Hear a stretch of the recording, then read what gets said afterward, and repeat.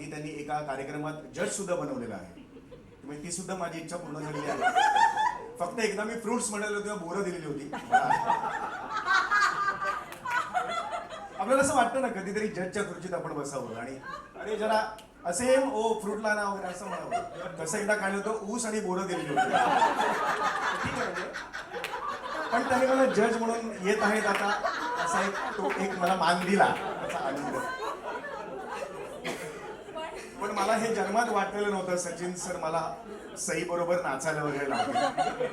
कारण नृत्य आणि मी हे काय समीकरण आहे हे राजेश बिडवे नीट सांगतील तुम्हाला. एवढंच सांगतो, एका नृत्याचं आम्ही पहाटेपर्यंत शूटिंग केलेलं होतं, एवढंच सांगतो. बाकी काही दुसरं आणि काहीच दुसरं काही सांगत नाही. आणि ते एकदा अत्यंत सुंदर वन टेक शॉट झालेला होता. आणि इथे आमच्या इकडे एक नाजूक कलावंत आहे वनिता खरात, त्यांच्यामुळे तो शॉर्टकट झालेला आणि मग पहाट दिसली, डायरेक्ट सूर्य आला.